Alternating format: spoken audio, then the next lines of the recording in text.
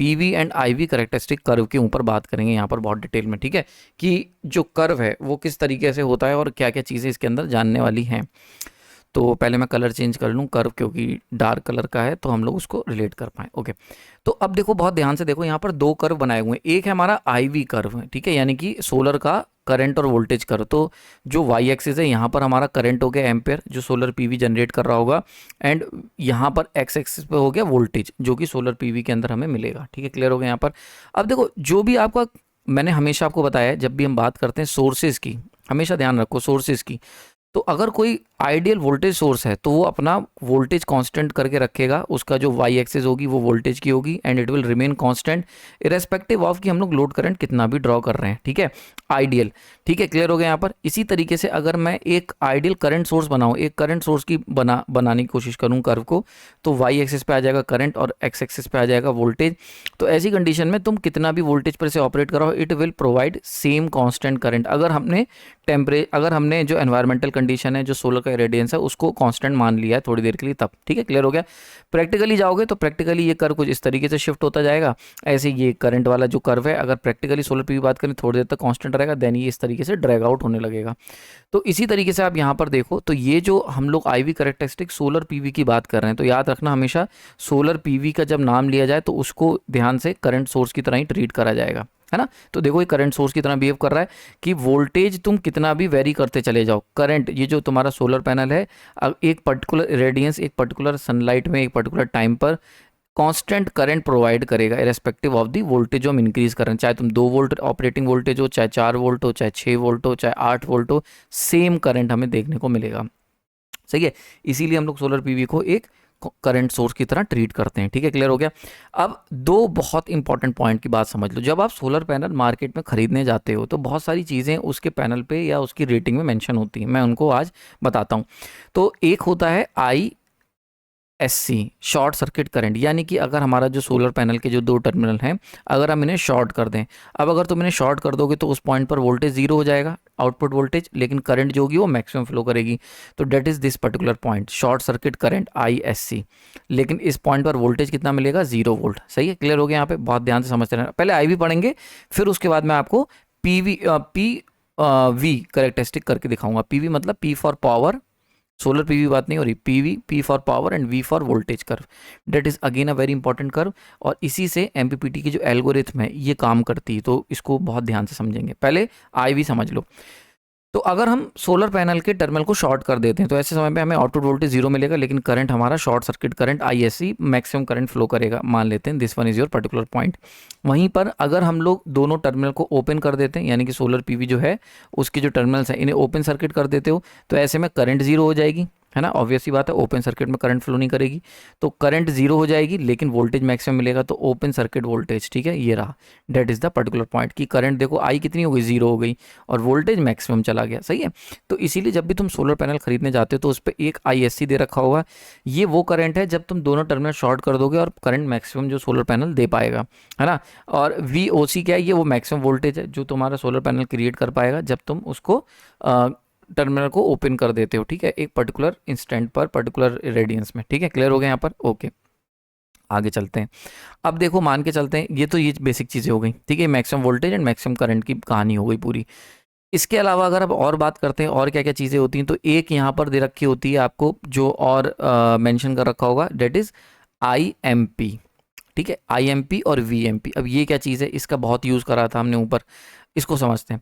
तो एक्चुअली होता क्या है कि मान के चलते हैं अगर हम यहाँ पर 2 वोल्ट पे ऑपरेट कर रहे हैं, 2 वोल्ट पे करंट हमें सेम मिल रहा है, 4 वोल्ट पे भी सेम मिल रहा है ना। इसको बढ़ाते जाओ, बढ़ाते जाओ, बढ़ाते जाओ, बढ़ाते जाओ ना, क्या होगा, धीरे धीरे करंट मान के चलते हैं 8 वोल्ट तक तो सेम देगी। लेकिन अब क्या होगा, इसके बाद अगर तुम वोल्टेज 8 से 10 वोल्ट पे ले जाओगे तो करंट की वैल्यू डाउन होना शुरू हो जाएगी। मान के चलते हैं 10 एम्पेयर थी शॉर्ट सर्किट करंट, तो अब ये 9 एम्पेयर रह जाएगी, और नीचे ले जाओगे 8 एम्पेयर ले जाएगी, और उसके बाद क्या होगा, बहुत तेज़ी से यहाँ पर डाउनफॉल देखने को मिलेगा अगर तुम इसके आगे जाते हो। सही है, तो अगर आप इस पूरे कर्व को ध्यान से देखोगे तो ये वो एक स्पेशल पॉइंट है जहां पर हमें मैक्सिमम पावर मिलती है।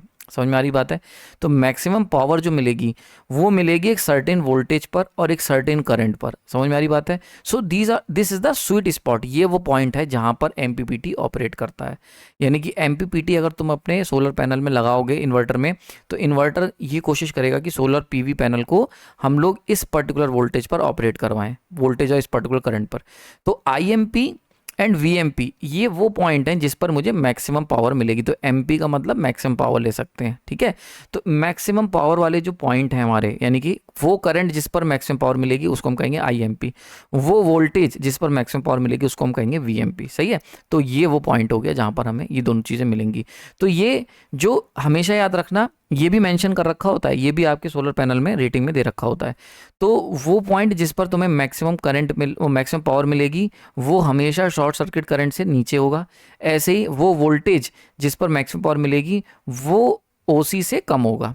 समझ में आ रही बात है। तो ये बात आप यहाँ पे बिल्कुल ईजिली कर्व में देख सकते हो कि वो वोल्टेज जिस पर मुझे मैक्सिमम पावर मिलेगी वो ओसी से पीछे होगा, ऐसी वो करंट जिस पर मुझे मैक्सिमम पावर मिलेगी वो भी ओसी शॉर्ट सर्किट करंट से नीचे होगी। सही है। तो that is the particular point. और ये जो डॉट देख रहे हो, ये वाले जो डॉट देख रहे हो, ये डॉट क्या बता रहा है कि ये जो मैक्सिमम पावर वाला पॉइंट है इस पर करंट कितनी होगी, तो करंट इज योर आईएमपी। ऐसे ही इस पर वोल्टेज कितना होगा, ये हो गया वीएमपी। सही है। और ये बनता है आपका स्वीट स्पॉट। ठीक है, क्लियर हो गया। यहाँ पर ये जो रेक्टेंगल बना देख रहे हो, ये जो रेक्टेंगल आप देख रहे हो, इसके बारे में भी बात करेंगे हम लोग। इसके बारे में एक पॉइंट मैंने सेपरेट कवर कर रखा है, उसको मैं बताऊंगा अभी बाद में। पहले इतना समझो। सही है, समझ में आ गई होगी बात, कोई दिक्कत नहीं होनी चाहिए, क्लियर हो गया होगा, कोई डाउट नहीं होना चाहिए, है ना। सो दिस इज ऑल अबाउट कि ये जो आईवी कैरेक्टरिस्टिक कर्व है इसके अंदर जो भी पॉइंट थे वो मैंने यहाँ पर कवर करे। अब चलते हैं हम लोग दूसरा पीवी कर्व की तरफ। उसके लिए स्क्रीन को एक बार मैं साफ कर देता हूँ ताकि तुम समझ पाओ। ठीक है, तो अब मैंने क्या करा है, स्क्रीन को साफ कर दिया। ठीक, अब देखो यहाँ पर अगर आप ध्यान से देखोगे तो अब हम लोग डिस्कस करेंगे पीवी यानी कि पावर एंड वोल्टेज कर्व को। तो अगर आप ध्यान से देखोगे यहाँ पे, यानी कि जिस इंस्टेंट पर मैंने अपने सोलर पैनल को शॉर्ट कर रखा है दोनों टर्मिनल्स को, उस समय क्या होगा, करंट तो मैक्सिमम है आईएससी बट वोल्टेज जीरो। तो पावर इक्वल टू कितना होती है, सोलर पैनल जो पावर आउटपुट देता है that is equal to the V जो हमें मिल रही है इंटू करंट। करंट तो मैक्सिमम है बट वी जीरो है, तो इसलिए पावर कितनी हो गई, जीरो हो गई। तो देखो जीरो पावर। इसी तरीके से मतलब यानी कि शॉर्ट सर्किट जो अगर सोलर पैनल में कर दोगे तो करंट तो मैक्सिमम मिलेगी आईएससी बट पावर जीरो मिलेगी। इसी तरीके से अगर तुम अपने सोलर पैनल को ओपन सर्किट कर दोगे तो वी ओसी मैक्सिमम मिलेगा बट आई जो होगा वो जीरो हो गया, तो यानी कि पी इक्वल टू कितना हो गया, जीरो। तो इस पॉइंट पर भी पावर हमें जीरो मिलेगी ओपन सर्किट पे। यानी कि सोलर पैनल को तुम अगर शॉर्ट करोगे या ओपन करोगे तो इनके बीच में हमेशा मतलब इन दोनों एंड पर हमेशा पावर जीरो मिलेगी। तो एक पॉइंट शॉर्ट सर्किट वाला भी जीरो, और अगर हम ओपन सर्किट कर दे तब भी पावर जीरो। इन्हीं के बीच में पूरा का पूरा पावर और वोल्टेज का कर्व फ्लो करता है। अब देखते हैं। तो भाई करंट तो लगभग हमारी कांस्टेंट है, देखो ध्यान से, यहाँ पर करंट लगभग हमारी कांस्टेंट है। तो अब क्या होगा, जैसे जैसे करंट अगर कांस्टेंट है तो P इस पॉइंट पर अगर मैं बात करूँ इस पर्टिकुलर इंस्टेंट पर, तो P इक्वल टू कितना होता है, P इक्वल टू था V इंटू आई। अब I तो कांस्टेंट है तो P डायरेक्टली प्रोपोर्शन हो गया V, है ना। समझ में आ रही बात है।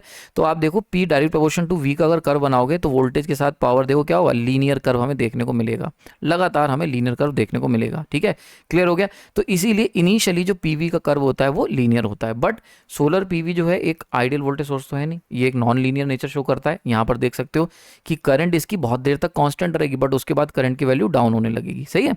तो अब क्या होगा, यहां से आगे जाकर ये कर्व जो होता है लीनियर नहीं रहता बल्कि नॉन लीनियरिटी शो करता है। सही।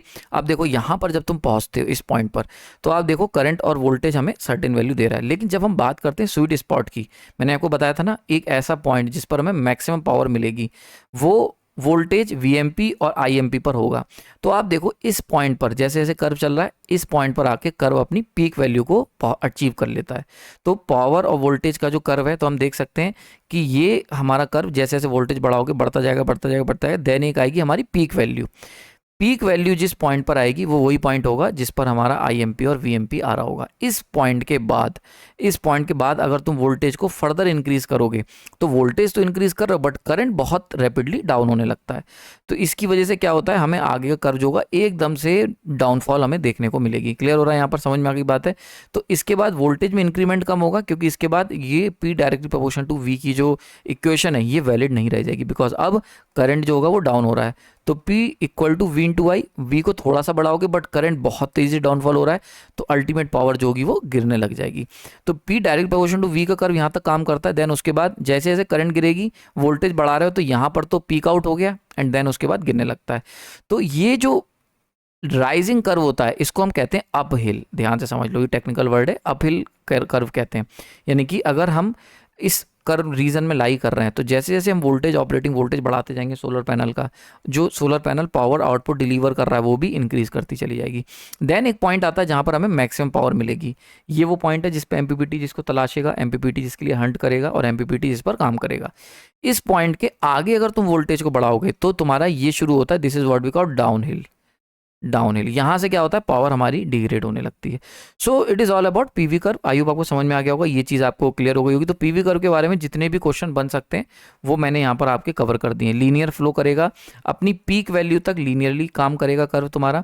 देन यहाँ पर पहुँचने के बाद, मतलब बल्कि उससे पहले ही थोड़ा नॉन लीनियरिटी इसके अंदर आ जाएगी। कर्व ऐसे जा रहा था, फिर उसका कर्व आने के लिए देखो यहाँ से नॉन लीनियरिटी आ गई। ये देखो यहाँ पॉइंट, जैसे करंट डाउन होना शुरू हुआ थोड़ी देर बाद नॉन लीनियरिटी कर्व के अंदर आ जाएगी। ठीक है, तो आप ये कह सकते हो कि इनिशियली ये लीनियर बिहेव करेगा, P direct proportion to V, and उसके बाद P इनवर्सली प्रोपोर्शन हो जाएगा करंट, मतलब करंट के साथ, करंट क्योंकि डाउन करेगा रहेगा डायरेक्टली प्रोपोर्शन टू IV, लेकिन क्योंकि वोल्टेज से तुम थोड़ा सा बढ़ा रहे हो, करंट बहुत तेजी से डिक्रीज हो रही है, इसकी वजह से फिर ये करंट के कर्व को फॉलो करने लगता है और यहाँ पर 0 हो जाता है। सही है, क्लियर हो गया होगा।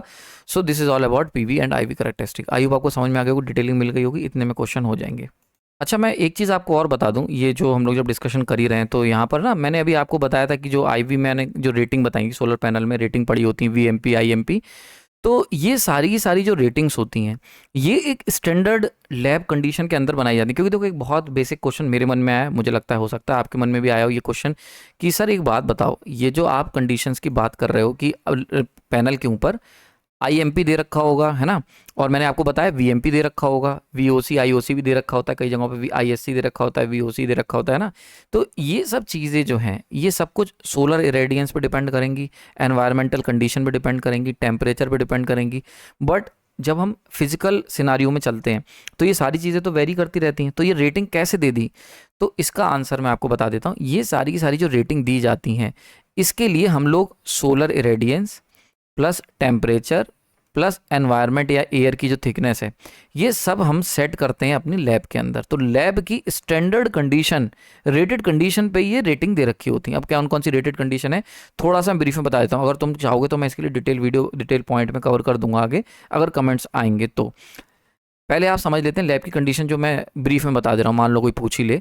तो देखो एक तो सबसे पहले सोलर इरेडियंस की बात हो रही है, तो सोलर इरेडियंस कितना होता है, हम लोग यहाँ पर सोलर इरेडियंस जो लेते हैं 1000 वाट पर स्क्वायर मीटर लेते हैं। ठीक है, 1000 वाट पर मीटर स्क्वायर। ठीक, तो सबसे पहले तो समझ लो कितना ले रहे हैं, 1000 वाट पर मीटर स्क्वायर। एक स्टैंडर्ड हमने सोलर इरेडियंस ले लिया इसके लिए, ये पर्टिकुलर फाइंड आउट करने के लिए। दूसरा क्या होता है, सेल टेम्परेचर। सेल का टेम्परेचर जो है वो हम ले लेते हैं 25 डिग्री, 25 डिग्री सेल का टेम्परेचर ले लेते हैं।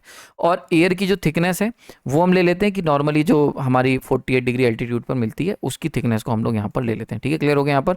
तो जनरली जो हम लोग यहाँ पर लेते हैं 48 डिग्री एंगल पर, एल्टीट्यूड नहीं एंगल पर। ठीक है, लगभग मतलब जो नॉर्मली हमें मिलता है ना मिड लैटिट्यूड जो पॉपुलेटेड रीजन है वर्ल्ड के अंदर, वो वाला हम उसके अकॉर्डिंग एयर थिकनेस ले लेते हैं कि भैया एयर जो थिकनेस है हमारी वो कितनी होगी, तो AM 1.5 लिया जाता है। ठीक है, आयु आपको समझ में आ गई होगी बात ये। तो ये चीज़ें जो है ये आपको हल्की सी मैंने बता दी कि स्टैंडर्ड एयर कंडीशन ले ली। ठीक है, जैसे कि हमें 48 डिग्री या नॉर्मल जो मिड लैटिट्यूड वाली जो रीजन्स हैं वहाँ पर पॉपुलेटेड जो रीजन्स हैं वो ले लिया, 1000 वाट पर मीटर स्क्वायर हमने इरेडियंस ले लिया और 25 डिग्री का टेम्परेचर ले लिया। तब इस पर्टिकुलर कंडीशन के अंदर ये जो कर्व है ये हम बना के एक स्टैंडर्ड सेट करके देते हैं। समझ में आ रही है। अब जैसे जैसे इरेडियंस चेंज होगा वैसे वैसे ये Imax की पॉइंट ऊपर और नीचे शिफ्ट हो जाएगा, है ना। तो ये सारी चीज़ें वेरी करेंगी। ऐसी जैसे जैसे टेम्परेचर चेंज होगा वैसे वैसे बहुत सारी चीज़ें, पैनल का वोल्टेज और इन सब पे फ़र्क पड़ेगा। इसकी हम बात करेंगे आने वाले समय में, इसके ऊपर भी बात करेंगे क्या फ़र्क पड़ेगा। तो आई बात को समझ में आ गया। तो जो कन्फ्यूज़न रहा होगा कि सर ये रेटिंग कैसे दे दी, क्योंकि टेम्परेचर सनलाइट हर समय चेंज होती है, तो ये स्टैंडर्ड लैब कंडीशन के बेसिस पर हम लोग ये रेटिंग देते हैं। उसी के अकॉर्डिंग हम कैलकुलेट करते हैं कि हमारा सोलर पैनल अगर सब कुछ स्टैंडर्ड है तो वो मैक्सिमम पावर कितनी दे पाएगा। अब यहाँ पर मैं आपको एक बात बता दूं बहुत इंटरेस्टिंग। इसका क्या मतलब हुआ, इसका मतलब ये हुआ कि जो हम लोग ये मैक्सिमम पावर वाली रेटिंग दे रहे हैं, ये लैब के अंदर दे रहे हैं, समझ में आ रही है। तो हमने कहा लैब के अकॉर्डिंग अगर हम लोग 4 ओम का सोलर पीवी पैनल का रेजिस्टेंस है, तो अगर हम लोग इतना रेजिस्टेंस ऑफर कर दें, लोड की तरफ से भी एमपीपीटी ऑफर कर दें, तो मैक्सिमम पावर हमें मिलने लग जाएगी। बट अगर ऐसा होता तो हम ये पहले ही कर लेते, हम एक फिक्स कर लेते ना। एमपीपीटी कंट्रोलर क्यों ले रहे हैं, हम लोग जस्ट 4 ओम का ले लेते। आंसर क्या है, रीज़न क्या है?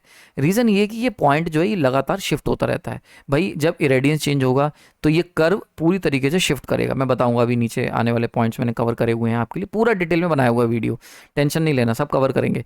तो ये कर्व शिफ्ट करेगा, शिफ्ट करने से क्या होगा, ये पॉइंट जो होगा ये पॉइंट भी शिफ्ट करेगा।